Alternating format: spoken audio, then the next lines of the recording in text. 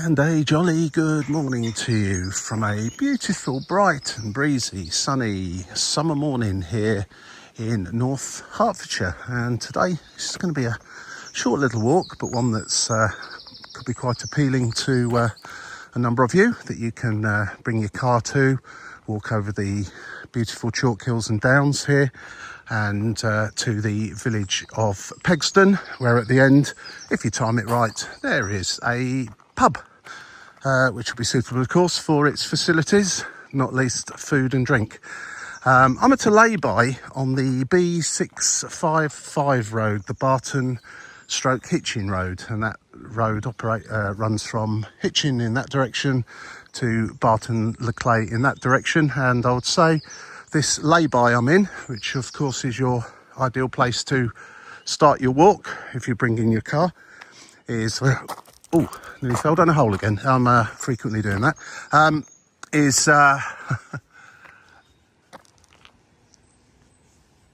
roughly halfway between Hitchin and Hexton. Completely lost my train of thought there. Again, nothing unusual. So it is quite early. I always tend to try and get out and about quite early before too many are around. Otherwise, they think I'm stark raving bonkers talking into a telephone or a camera or both. Now, you can walk through the fields. This walk's going to be a walk. It's quite a steep walk to the top of Deacon Hill and then back down the other side. The route I'm going to take is the sort of shortest route, but the more challenging route. There is a less challenging route. If you use the Go Jauntly app, it will show you what that is. But we are on here going to be walking for a few minutes at least on the Grizzled Way, a very famous trading route, if you like, or road, ancient road that went across the UK from somewhere like out in East Anglia, I think, out to is it Hampshire or down in that general direction, basically along the line of the Chiltern Chalk Hills. Not entirely sure where it ends, but it is quite a long route. We're only going to be walking on it today for a short distance, and I'm going to cut across the fields up to the top of Deacon Hill, where you'll get some lovely views. It should be nice today, actually, because it's a clear day, not too many clouds or mist or haze or anything like that. So and as I say, the route I'm taking is a slightly more adventurous route. If you're not too good on your feet, then this is definitely not for you. If you are slightly less mobile, then you might want to pop onto one of the walking apps such as Go Jauntly. There are others available, obviously, and find a route which takes you around the top ridge, which is a lot more walker friendly and longer. This walk will be, I should think, roughly about 1.5 miles in total, but as you'll see, up quite a steep hill and back down the other side of it. Let's go. Be turning off the footpath shortly. If you continue on this footpath along the Grizzled Way, then it does get quite steep up there as well. And in winter time, it gets extremely muddy and extremely wet and very slippy. And great fun if you're on your bike. You've got a really good chance of falling off it.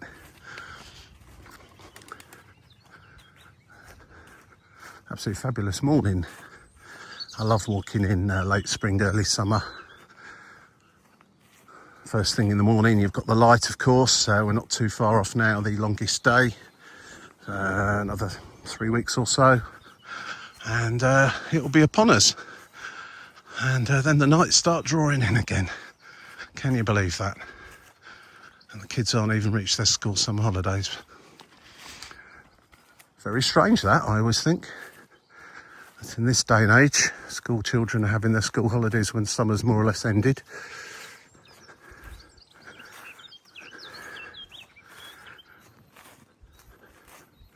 It's not like they have to go and help with the crops anymore, is it? It is easy to miss the little gate up here on the right where we just go into the field. As I say, normally I would walk on the other side of this hedge here, go through the gate by the car park and walk on the other side of this hedge. But for the purposes of the geography of this walk, I always thought I'd stick to the Icknield way, even though I'm not really on it for very long.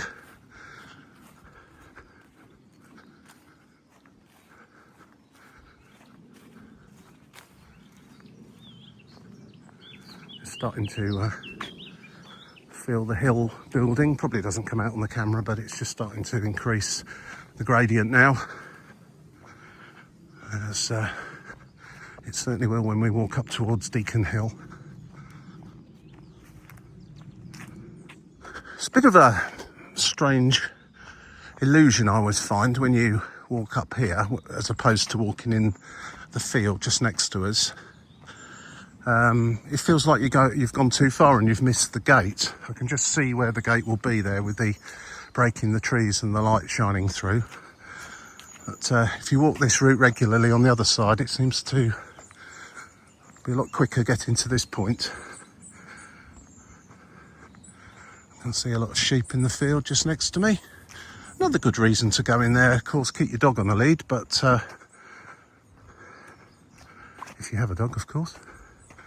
So, as I say, the little way of getting through here, which, is it still a gate? Yes, it is, yeah. Still an actual gate.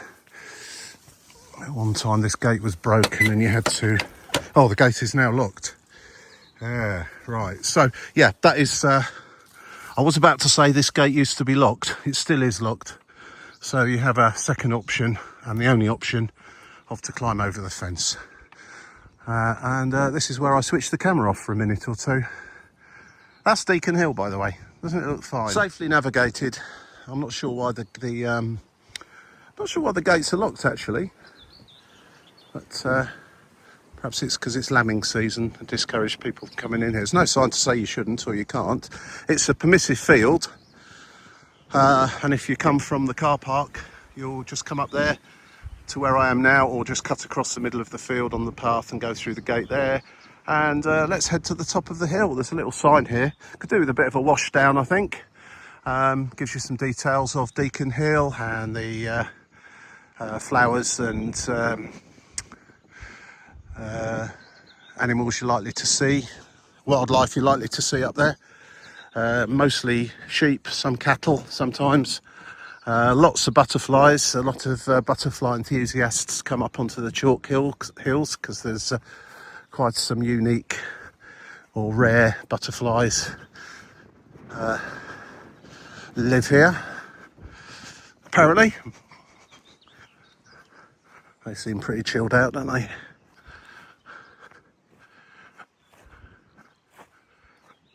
There's been numerous efforts to create some steps just here by just digging steps basically into the side of the hill, but they soon wear away and it just becomes a slippy mess on a wet day. On a dry day, the grass is perfectly okay. Probably doesn't look as steep as it actually is on the camera. Again, I'll say that it never ever does on the camera. If you do need a reasonable level of fitness to get up this hill. Nothing too major. I used to run up it back in the day. I couldn't do that now.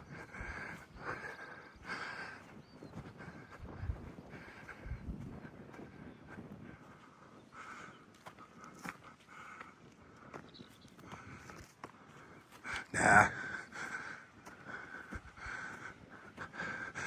That sort of chalky trough and damaged steps doesn't really bring much to the party, I'm afraid. Much easier to walk on the grass. And just in that corner there is where the car park was and where we've just come from, along that tree line there on the other side on the Icknield way.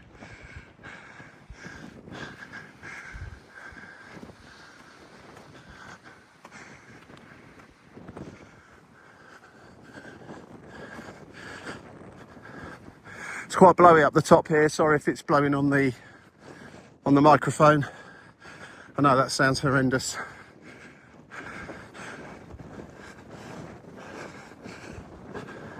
Hi guys. Oh, charming.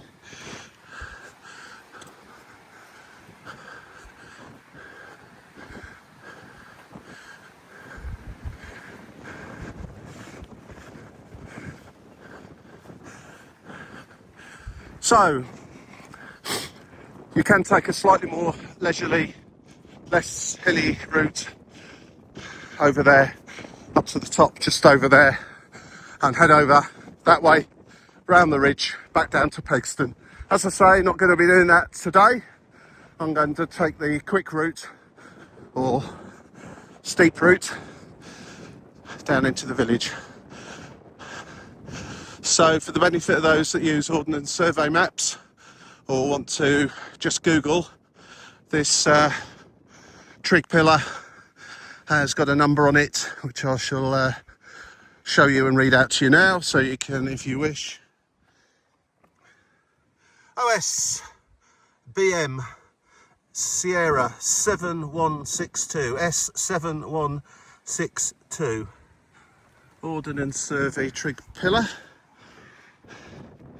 And if you Google that, I can absolutely assure you it will appear in quite a lot of walking websites and give you a precise location, which is absolutely no use to you whatsoever if you're coming in your car. I want to find that car park, but it'll be near enough. So there we have the village of Pegsdon. Or it's a hamlet, I would say.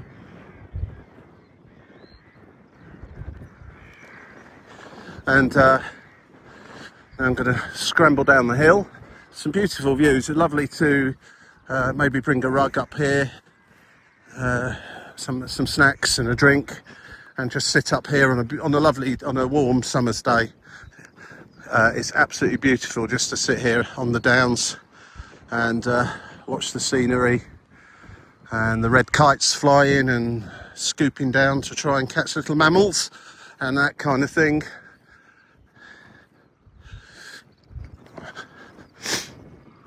There's a couple of routes I can take here. One involves going straight ahead. You have to climb over a fence and walk straight across the field, or you can walk parallel to the field there, up along the tree line there and through some gates. So you've got a couple of options. I'm going to climb over the fence because I'm feeling a bit adventurous today and I didn't fall off the previous one, so all's good so far. Nice to see the lambs out. They're getting quite big and fluffy now.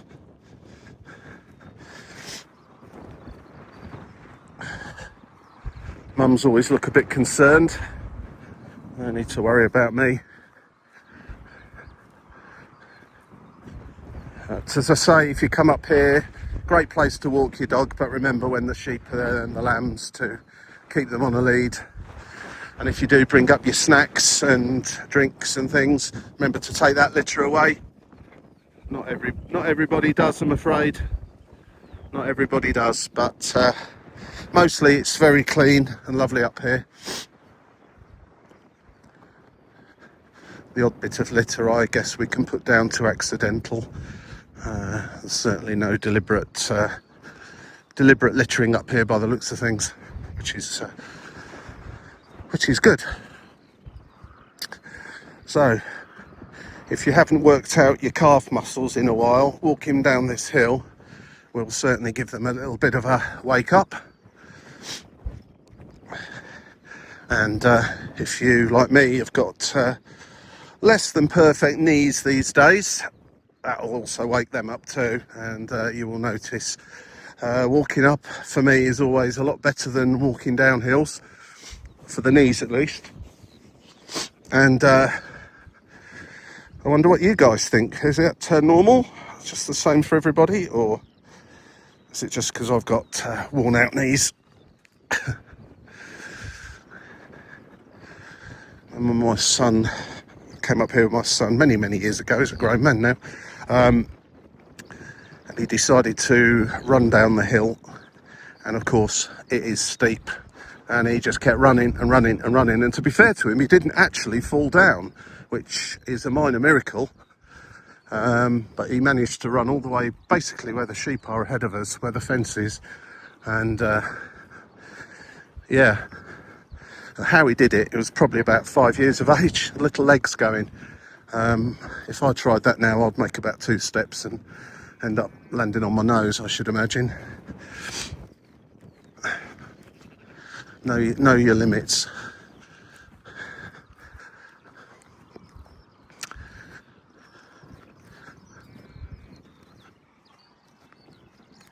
Couple of sensible sheep down here by the water trough. It's amazing how frozen up that gets in the winter time. You come up here on a really, when it's been a right cold snap for a few days, and it's like absolute blocks of ice right to the bottom of it. And because probably there's a certain amount of leakage from the pipe or dripping, it kind of builds up and flows over the top, and is with what do you call it, icicles sort of hanging off over the top of it. If I find the pictures that I last took of that, I'll stick them on the end of this video, but I'm not sure I'll be able to. So we're not quite at the bottom.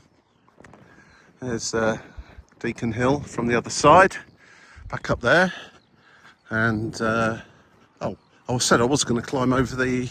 Oh, yes, I am. Sorry, I'm still online to clamber over the fence. You have to kind of go to this tree here. You can carry on down to the back to the Barton hitching road just down there, and then walk parallel to it along the tree line over towards Pegsdon, just over there.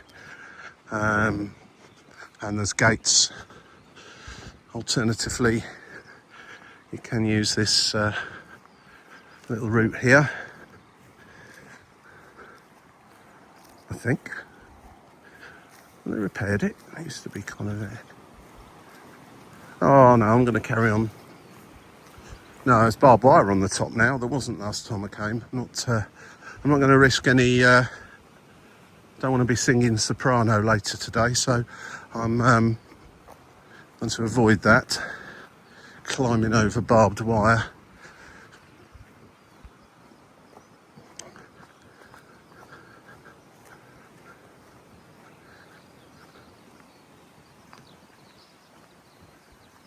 Some very strange groundworks around here, probably due to kind of chalk quarries or whatever, or harvest. What's the word for it? Taking out chalk to sell or use or make things with.